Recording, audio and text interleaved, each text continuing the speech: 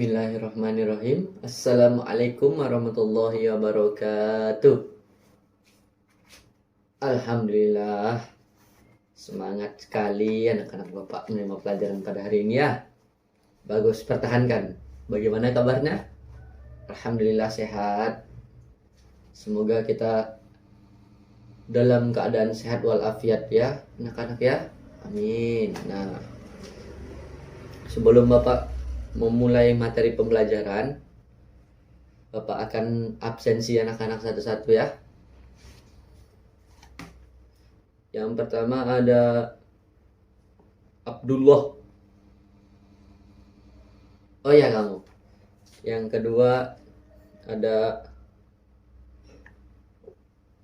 Baim. Oh iya. Yang ketiga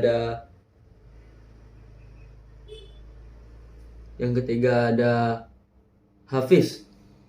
Mana Hafiz? Oh, hadir. Selanjutnya Aulia Yuliani. Oh, baiklah. Sebelum kita memasuki materi inti, Bapak mau bertanya. Ada yang masih ingat materi yang telah kita bahas pada pertemuan sebelumnya? Apa? Iya, Mas. Iya, Abdullah, silahkan. Nah, benar sekali.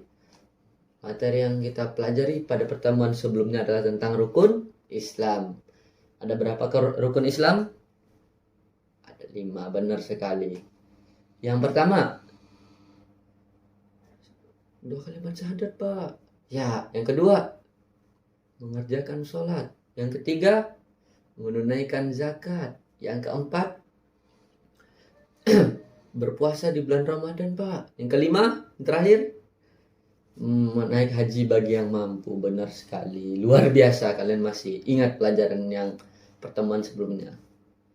Baiklah. Untuk materi pada hari ini adalah kita akan pelajari tentang rukun iman. Di sini siapa yang tahu ada berapa rukun iman? Ada 6. Ya, benar sekali, ada 6. Yang pertama. Ayo, siapa yang tahu yang pertama? Ayo. Ya, rukun iman yang pertama adalah iman kepada Allah. Kenapa begitu?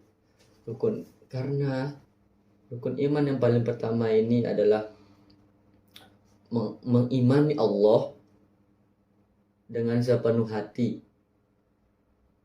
Ya, kita yakin bahwa Allah itu sebagai Tuhan kita, Tuhan semesta alam. Jikalau kita memikirkan apa yang Allah ciptakan, pikirkanlah apa yang Allah ciptakan dan janganlah kalian memikirkan siapa penciptanya. At-tafakkaru fil khalqi wa la tafakkaru fil khaliq fa inna taqdirunal qadarah. Ya, artinya pikirkanlah apa yang diciptakannya dan pikirkan siapa penciptanya, niscaya kamu tidak akan kuat untuk memikirkannya. Bagaimana anak-anak? Jadi, jikalau kita memikirkan Allah itu seperti apa, janganlah kita tidak akan sanggup anak-anak. Kenapa? Nanti kita bisa gila. Maka kita hanya memikirkan, melihat apa yang sudah diciptakan oleh Allah Subhanahu wa taala yang ada di langit dan bumi ini, termasuk ciptaan Allah. Berarti menunjukkan bahwa adanya Allah Subhanahu wa taala. Yang kedua, siapa yang tahu rukun iman yang kedua? Nah, beriman kepada al-malaikah atau malaikat, beriman kepada malaikat Allah. Siapa tahu ada malaikat ada berapa? Ya, benar, ada 10. Yang pertama, Jibril, Mikail, Israfil, Israil, Munkar, Nangkir, Rokib, Atib, Malik, dan Ridwan. Nah, ada 10. Kenapa malaikat? Ya, kamu silakan kalau bertanya. Kenapa malaikat terlihatan? Ya, sama halnya seperti Allah Subhanahu wa taala, karena malaikat, jin, setan itu adalah makhluk goib. Makhluk goib di sini adalah artinya makhluk yang tak nampak. Bagaimana, paham? Paham. Alhamdulillah. Yang selanjutnya, beriman kepada kitab-kitab Allah. Nah, di sini siapa yang tahu ada berapa jumlah dari kitab-kitab Allah Subhanahu wa taala? Ada yang tahu ya? Acung tangan kalau ada yang tahu. Oh, baiklah, masih mungkin pada lupa ya. Kitab-kitab Allah itu ada 4. Yang pertama, Taurat. Taurat diturunkan kepada Nabi Musa alaihissalam. Yang kedua adalah kitab Zabur. Zabur ini diturunkan kepada Nabi Daud Shallallahu Alaihi Wasallam. Yang ketiga adalah kitab Injil. Nah, kitab Injil ini diturunkan kepada Nabi Isa alaihissalam. Yang selanjutnya dan yang terakhir adalah Al-Quranul Karim, kitab suci umat Islam, yaitu diturunkan kepada Nabi bina wa syafi'ina wa maulana Muhammad Sallallahu Alaihi Wasallam. Nah, ada 4 kitab-kitab suci Allah tersebut.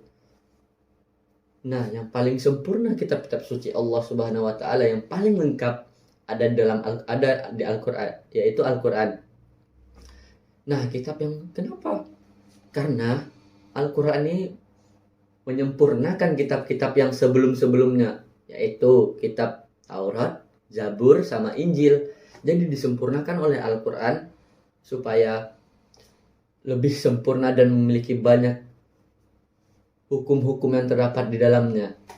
Nah, dan rukun iman yang selanjutnya adalah beriman kepada Nabi dan Rasul. Sebenarnya ada berapa sih Pak jumlah Nabi dan Rasul? Ada banyak anak-anak, tapi yang wajib kita ketahui hanya 25 Nabi dan Rasul. Siapa saja? Yo, siapa yang hafal? Yuk kita mulai bersama. Adam, Idris, Nuh, Hud, Soleh, Ibrahim, Lut, Ismail, Ishak, Yakub, Yusuf, Ayub, Su'aib, Musa, Harun, Zulkifli, Daud, Sulaiman, Ilyasa, Yunus, Zakaria, Yahya, Isa, wa atimul khatmul anbiya Muhammad al-Mustafa. Nah, jadi ada 25 nabi dan rasul Allah. Nah, Bapak punya tugas. Kalian harus menghafalkan nama 25 nabi dan rasul Allah Subhanahu wa taala. Bagaimana? Sanggup? Oke, Bapak tunggu di pertemuan berikutnya ya. Baik, Pak. Oke, nanti siapa yang paling lancar? 10 orang pertama 3 orang pertama yang maju ke depan, yang mau menyetorkan, akan Bapak kasih reward. Jika semuanya maju, ya semua dari kalian Bapak kasih reward atau sebuah penghargaan. Nah, bagaimana? Paham? Nah, maksud dari rukun iman kepada Nabi dan Rasul ini adalah mengimani dengan sepenuh hati bahwa adanya nabi-nabi dan rasul Allah Subhanahu wa taala yang telah membawa ajaran Allah Subhanahu wa taala untuk disampaikan pada umat-umatnya. Contohnya saja kita ini berada dalam zaman umat Nabi Muhammad sallallahu alaihi wasallam.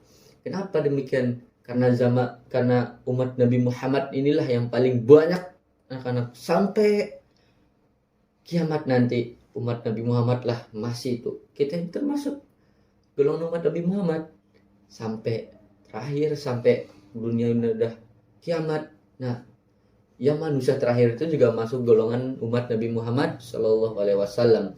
Walaupun beliau sudah wafat, jadi kita ini tetap termasuk ke dalam golongan umat karena tidak ada lagi nabi setelah Nabi Muhammad Shallallahu Alaihi Wasallam. Rukun iman yang kelima adalah iman kepada hari kiamat. Nah, yo, hari kiamat. Hari kiamat merupakan hari pembalasan semua amalan-amalan perbuatan manusia yang telah dilakukannya selama di muka bumi ini. Jikalau dia melakukan perbuatan baik, maka akan baik pula yang diterimanya. Dan jikalau perbuatannya buruk, maka akan buruk juga diterimanya. Nah, jadi kita ini harus melaksanakan hidup dengan sebaik-baik mungkin. Kita sholat, kita puasa, kita berzakat, tapi dengan cara ikhlas, tanpa ada rasa pengen dipuji-puji sama orang. Ayo, siapa di sini yang yang sering berbuat baik? Nah, jangan kayak gitu, jangan. Jangan kita selalu memamer-mamerkan perbuatan baik kita di depan orang, karena itu tidak baik. Itu disebut juga dengan ria, anak-anak. Tidak boleh. Ria adalah termasuk syirik kecil.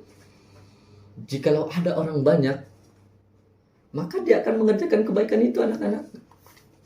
Dia akan rajin sholat, padahal kalau sendirinya dia tidak pernah sholat. Sholatnya masih lalai, masih bolong-bolong, dan tidak pernah juga bayar zakat. Nah, semua perbuatan ria itu juga tidak diampuni oleh Allah Subhanahu wa taala. Sama dengan halnya dosa syirik.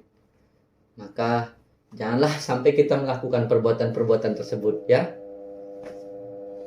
Rukun iman yang terakhir adalah iman kepada qada dan qadar. Apa itu qada dan qadar? Qada dan qadar adalah ketetapan Allah Subhanahu wa taala yang telah ditetapkan oleh Allah sejak zaman azali. Nah, nanti qada dan qadar itu terbagi dua. Ada namanya takdir mu'allaq, takdir mubram. Nah, untuk yang pertama adalah takdir mu'allaq atau takdir yang tidak bisa dirubah. Seperti apa itu, anak-anak? Takdir yang tidak bisa dirubah. Ya, contohnya seperti kematian, pernikahan, dan sebagainya. Itu termasuk dengan takdir mu'allaq yang tidak bisa dirubah. Nah, yang ketiga adalah takdir mubram. Takdir mubram ini takdir yang bisa dirubah.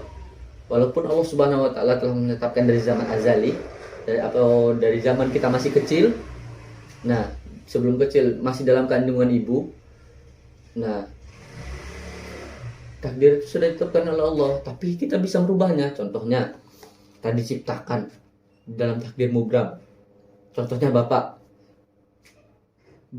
Hafiz Atamuhana diciptakan sebagai orang yang nakal. Nah, itu Bapak bisa merubahnya. Jikalau Bapak pengen merubah diri dan mau merubah diri Bapak, maka Bapak bisa berbuat baik kepada orang-orang.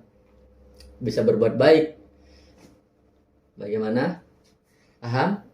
Alhamdulillah kalau paham. Baiklah, kesimpulan dari pembelajaran kita pada pagi hari ini adalah kita harus mengimani dan mengamalkan yang telah kita mengimani dan mengamalkan rukun iman dalam kehidupan sehari-hari. Karena semua yang ada di rukun iman mencakup dalam kehidupan kita sehari-hari. Yang pertama, iman kepada Allah Subhanahu wa taala. Karena Allah itu adalah Tuhan semesta alam, Tuhan bagi kita, Tuhan bagi semua umat. Nah, contohnya saja seperti itu, kita harus mengamalkannya. Jikalau kita pengen berbuat keburukan, maka ingatlah Allah dan ada malaikat yang mencatat perbuatan kita. Dan ingat anak-anak, tetap semangat dan jangan lupa tetap semangat dan jangan lupa mengulang-ulang pembelajaran yang telah Bapak ajari. Nah, tugas minggu depan ingat ya, 3 orang tercepat akan Bapak kasih reward. Baiklah, mungkin cukup sekian yang dapat Bapak sampaikan. Billahi taufiq wal hidayah. Assalamualaikum warahmatullahi wabarakatuh.